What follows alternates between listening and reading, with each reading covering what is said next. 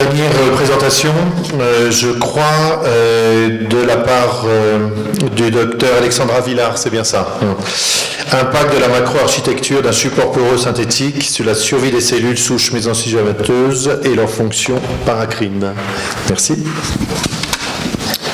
Chère modératrice, chers modérateurs, chers collègues, merci de me permettre de présenter donc mon travail de Master 2 de sciences chirurgicales donc sur l'impact de la macroarchitecture d'un support poreux synthétique sur la survie donc des CSM et sur leur fonction paracrine. Alors tout d'abord, le problème clinique qui a justifié cette étude, c'est que actuellement dans le monde, il y a plus de 2 millions d'autogreffes qui sont pratiquées par an, et ce pour donc les pertes de substances osseuses. L'autogreffe est considérée comme le traitement gold standard. Le problème, c'est qu'elle est accompagnée d'énormes effets indésirables et de complications, et donc il est nécessaire de trouver d'autres solutions. Depuis plusieurs années, une alternative thérapeutique prometteuse est l'ingénierie tissulaire, donc via ces fameuses CSM, qui sont connues pour leur pouvoir de prolifération et de différenciation en os. De plus, il y a déjà eu des biohybrides osseux de corail poreux qui ont été ensemencés avec des CSM et qui ont déjà montré donc la possibilité d'une repousse osseuse lorsqu'elles sont implantées in vivo dans un défaut fémoral, donc chez le gros animal. Cependant, ces résultats sont très très variables d'un animal à l'autre, pas du tout reproductibles et surtout très en dessous de ce qui est capable de faire l'autogreffe. L'une des hypothèses apportées à cela est que les cellules en fait n'arrivent pas à survivre dans l'implant à cause notamment du manque d'apport en oxygène et en glucose. Et on comprend très bien que l'un des paramètres à moduler sera l'architecture de cet implant qui doit favoriser donc la diffusion de ces nutriments. C'est pour ça que pour cette étude, nous avons bénéficié des travaux de l'école des mines de Saint-Étienne en fait, qui grâce à l'impression 3D qui est un peu à la mode en ce moment, a réussi enfin à fabriquer donc des biocéramiques en hydroxyapatite solide avec une architecture interne qui est entièrement contrôlée. Et en fait, le fait de contrôler entièrement cette architecture interne va permettre donc de l'évaluer et de la comparer. Donc c'est grâce à ces travaux qu'on a évalué notre principal objectif, qui est d'évaluer donc l'effet de l'architecture d'un support poreux sur la survie et l'expression génique des facteurs paracrines des CSM de rat. Les objectifs secondaires durant l'année étaient de mettre au point la culture de ces CSM de rat Lewis. Donc durant l'étude, j'ai dû étudier 5 architectures différentes qui étaient toutes faites du même matériau, donc d'hydroxyapatite carbonatée, qui est utilisé en clinique déjà. C'était des cylindres de 5 mm de long sur 2,5 mm de diamètre. Donc les 5 architectures, la première c'était une architecture de type acropora qui est un corail poreux. La deuxième, c'est un peu notre témoin, c'est une architecture qu'on appellera porosité aléatoire, qui est en fait l'architecture qui est actuellement utilisée en clinique, qui veut tout simplement dire que c'est une architecture qui n'est pas du tout contrôlée et l'interconnectivité des pores est totalement inconnue. Ensuite, les 3 dernières architectures sont en fait là les architectures innovantes et qui donc maintenant sont en cours de création. Ce sont déjà pour commencer 2 architectures gyroïdes, donc une de petit diamètre et une de grand diamètre. Ces architectures sont très intéressantes et innovantes parce qu'en fait leur interconnectivité entre les pores est totalement contrôlée et de nombreux modèles mathématiques donc ont modélisé la diffusion des nutriments à travers ces architectures. Enfin, la dernière architecture en fait a été modélisée grâce au scanner d'un fémur humain, donc pour reproduire l'architecture quand même de notre os qui apparemment est celle qui marche la mieux jusqu'alors. Pour le protocole de l'étude, nous avons isolé des CSM de 5 rats Lewis mâles de 8 semaines. J'ai fait ensuite proliférer les cellules et j'ai caractérisé leur prolifération pour savoir en fait à quel passage je pouvais les utiliser. Les cellules ont été ensuite transfectées à la GFP pour les suivre au microscope et à la luciférase pour les suivre en bioluminescence. Nous avons ensemencé 1,5 million de cellules par implant. Les implants ont été ensuite incubés sur la nuit. J'ai pu réaliser donc 6 implants différents par architecture. Nous étions limités par le nombre d'implants parce que c'est une conception qui prend encore beaucoup de temps et le laboratoire en question qui les fabriquait n'a pas pu me fournir plus durant l'année. Ensuite, les implants étaient incubés sur la nuit et la validation de la réussite de l'ensemencement était faite le lendemain matin, donc par une acquisition au microscope à fluorescence et en bioluminescence, donc où on peut voir donc les cellules qui sont sur les implants. L'implantation sur les dos de rat a été effectuée donc, en sous-cutané le lendemain de l'ensemencement. Il y avait donc 5 implants par rat, donc j'ai utilisé 6 rats femelles en tout. Sur chaque rat, il y avait un seul implant d'une même architecture et la localisation de cette architecture changeait d'un rat à l'autre pour éviter tout biais possible. Les rats ont été alors ensuite suivis pendant 2 semaines par des acquisitions en bioluminescence à J1, J7, J10 et J14, donc pour évaluer la survie cellulaire. À J14, un scanner était réalisé pour vérifier l'intégrité des implants après 2 semaines en implantation sous-cutanée. Puis les implants ont été explantés. La moitié des implants ont été immédiatement congelés puis broyés pour extraire de l'ADN et de l'ARN afin de réaliser donc, des analyses par PCR sur les protéines codant l'angiogénèse et l'inflammation. Les autres implants sont partis en histologie et vont ensuite être réalisés, vont aussi être analysés. Les implants, ont été mis dans la nuit dans un surnageant où les protéines ont été libérées et ces protéines vont être analysées par test ELISA, donc pour conforter les résultats que l'on a trouvés par PCR. Donc, concernant notre premier résultat donc sur les objectifs secondaires, nous avons surtout constaté que ça a été la difficulté principale du master, c'est qu'en fait les CSM de rat ont été assez compliqués à cultiver et que le nombre de passages et la congélation ont un effet sur la croissance cellulaire. En effet, plus on augmentait le nombre de passages, plus la croissance diminuait et ralentissait. De plus, les CSM de rats fraîches avaient une croissance bien plus importante que les CSM de rats décongelés et ce au même passage. C'était important d'avoir ça en prérequis parce que du coup il a fallu que j'utilise que des CSM fraîches de rats, donc il fallait que j'ai beaucoup de rats à sacrifier pour avoir beaucoup de cellules et parce qu'il fallait que je les ensémence en fait très précocement avant le passage P4, ce qui arrive en fait assez vite. Concernant notre objectif principal, le premier postulat est que l'architecture a un effet sur la qualité de l'ensemencement. En effet, quand on regarde les résultats sur les 5 architectures, on constate que l'architecture trabéculaire a une capacité à retenir les cellules ensemencées plus importante que les 4 autres architectures. En deuxième position, l'architecture à porosité aléatoire aussi qui retient plus les cellules. Et puis nous constatons surtout qu'il y avait une limite de cet ensemencement parce que sur les acquisitions au microscope ou en bioluminescence, en fait, on constate que les cellules, pour l'instant, n'est pas optimale et reste que sur le pôle de l'implant où a eu lieu l'ensemencement. Le deuxième résultat est que l'architecture a un effet sur la survie cellulaire. En effet, quand on regarde ces courbes, on voit qu'à part pour l'architecture à porosité aléatoire, il existe une croissance de la survie cellulaire à J7. Cette croissance est la plus importante pour la petite gyroïde qui est suivie de près donc par l'architecture trabéculaire. Et puis on constate que quelle que soit l'architecture, à J10 et à J14, la survie diminue. Quand on normalise ces résultats par rapport au signal acquis à J1, justement pour s'affranchir de ces biais de capacité de chaque implant à retenir les cellules, on remarque à nouveau que c'est les architectures gyroïdes et trabéculaires qui ont la plus grosse survie à J7.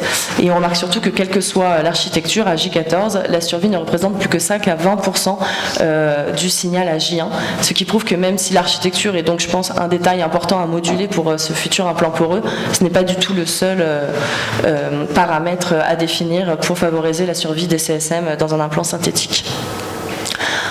De plus, on a constaté que l'architecture affecte l'intégrité des implants après 2 semaines en sous-cutané. En effet, sur nos implants, 4 implants de porosité aléatoire sur 6 et 2 implants de trabéculaire ont présenté des altérations d'architecture, ce qui prouve que ces implants ne sont pas du tout compatibles pour un modèle en os, parce que les contraintes mécaniques apportées par l'os seront bien plus fortes que celles en sous-cutané.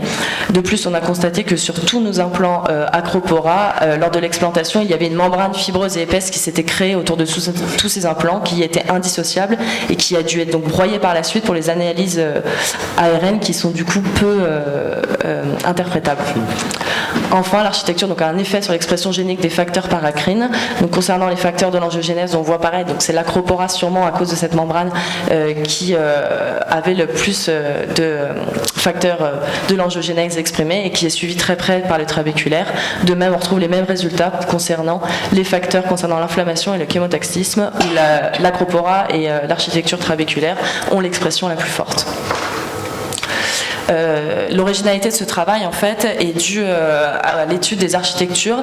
Les 3 architectures innovantes qui sont les architectures gyroïdes et trabéculaires n'ont jamais été étudiées in vivo et donc nous a permis de montrer que l'architecture a un effet sur l'ensemencement des CSM dans un support poreux, sur la survie de celle-ci et sur l'expression génique des facteurs impliqués dans l'effet paracrine. On aurait voulu savoir quelle était l'architecture la plus prometteuse. Au vu de tous les résultats, on peut se dire que c'est l'architecture trabéculaire, comme quoi la nature est plutôt bien faite, qui arrive en tête. Cependant, celle-ci est très fragile et donc pour l'instant pas du tout applicable en modèle osseux. La petite gyroïde donc arrive bonne deuxième avec des résultats plus prometteurs. L'acropora, en fait, malgré les bons résultats sur les analyses PCR, n'est pas du tout fiable parce qu'en fait on constate que les cellules ne rentrent pas du tout à l'intérieur de l'implant.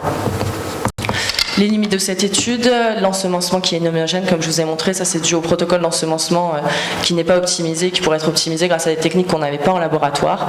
La grosse limite est surtout les résultats variables au sein d'une même architecture d'un implant à l'autre. Ça, j'étais pareil limité par le nombre d'implants que j'avais, mais j'ai pu, avant de finir mon master, augmenter le nombre d'implants et les résultats sont encore en cours. Et pareil, on se rend compte que l'analyse PCR à J14 n'est sûrement pas optimale, vu qu'il ne reste plus que 5 à 20% des cellules, et du coup j'ai refait cette analyse PCR à J7 sur le deuxième lot d'implants, et pareil, les analyses sont toujours en cours.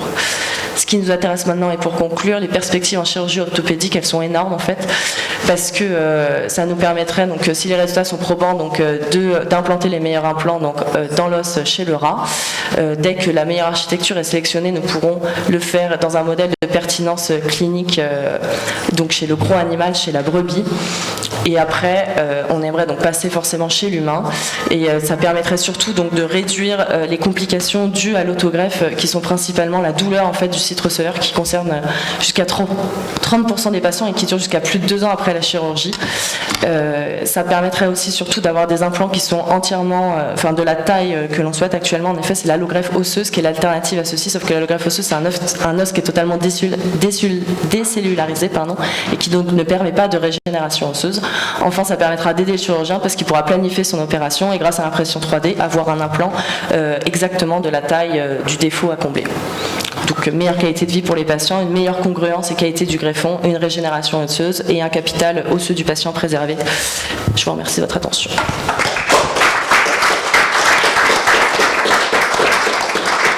Merci beaucoup. Il y a des questions dans la salle ?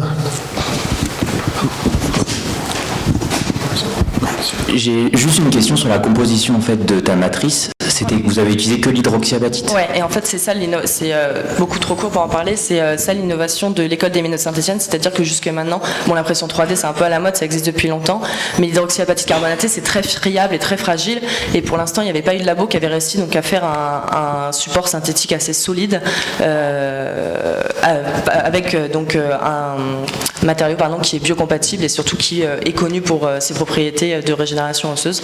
Et donc oui, c'est de l'hydroxyapatite carbonatée à 100%. Il n'y a que ça. Et le trabéculaire métal, tout ce qui est les métals poreux là qu'on entend partout parler pour les reconstructions acétabulaires, vous n'avez pas pu le tester?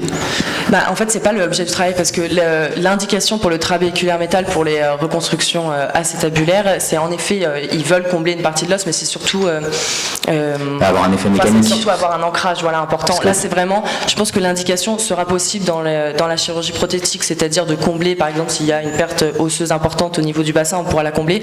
Je pense que les principales indications de ces supports seront par exemple dans les cures de pseudarthrose, les gens qui consolident mal, c'est des gens qu'on prend à froid, qui sont vus au bout de 3 mois, on voit qu'ils consolident mal, on peut bien modéliser leurs défauts osseux, et généralement quand ils ont des gros défauts osseux, au lieu de leur prendre la moitié de leur crête iliaque, on pourrait créer tranquillement ce prototype et leur implanter avec la taille et la congruence parfaite.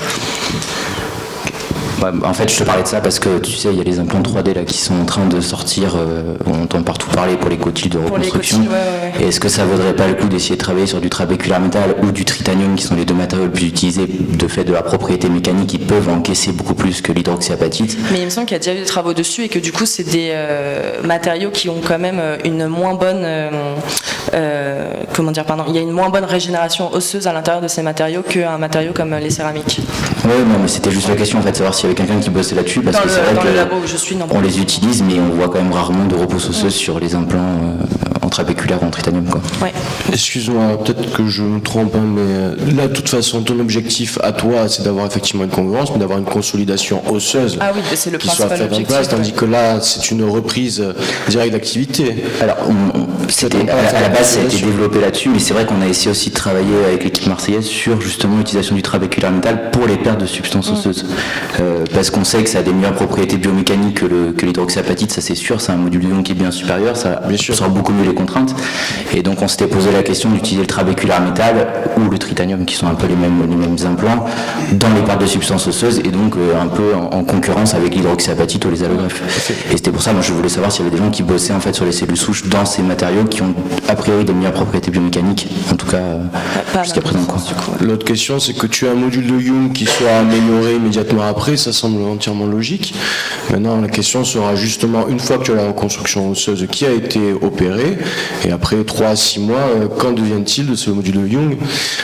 Intuitivement, ta solution effectivement serait plus solide, mais après, qu'en est-il au niveau des berges de la récupération osseuse, premièrement, et puis deuxièmement, je pense que tu peux avoir aussi d'autres risques d'intégration que tu n'auras pas avec l'hydroxyapatite, je pense. Ah oui, non, mais on a vu, clairement, il y a très peu de choses qui sont sorties sur le trabéculaire, ou en tout cas des anciennes... D'un point de vue économique aussi.